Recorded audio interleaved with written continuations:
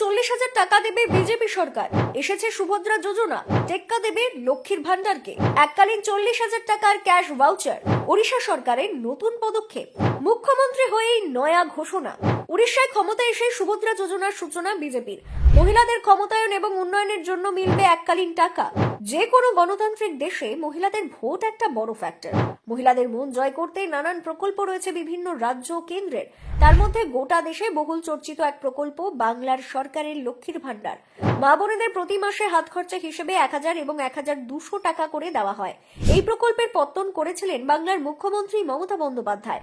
তারপর কখনো গোয়া, কখনো মধ্যপ্রদেশ মহিলাদের মন ভরাতে নানা রকম আর্থিক সাহায্যের কথা ঘোষণা করা হয়। বলা যেতে পারে ভোট ব্যাংক ভরাতে এমন একগুচ্ছ প্রকল্প নিয়ে আসা হয়েছে। উড়িষ্যায় প্রথমবারের মতো ক্ষমতায় এসেছে বিজেপি সরকার।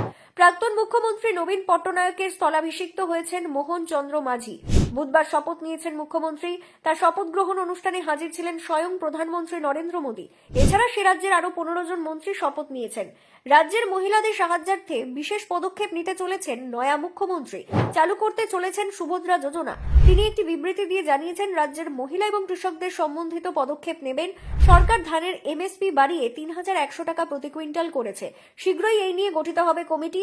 শুধু এখানেই শেষ নয়, সমৃদ্ধ কৃষক নীতি যোজনা নামে চাষিদের কথা মাথায় রেখে আরেক প্রকল্প ঘোষণা করা হয়েছে। আবার মহিলা এবং শিশুদের সশক্তিকরণে জোর দিয়েছে বিজেপি সরকার। নতুন সরকার 100 দিনের মধ্যে সুভদ্রা যোজনা চালু করবে, যার মাধ্যমে মহিলাদের 40,000 টাকার ক্যাশ ভাউচার দেওয়া হবে। এই যোজনার প্রকল্প রূপায়িত হচ্ছে। খুব তাড়াতাড়ি রাজ্যের লক্ষ লক্ষ মহিলারা এই প্রকল্পের আওতায় আসবেন বলে আশা প্রকাশ করেছেন মুখ্যমন্ত্রী মোহন চন্দ্র মাঝি।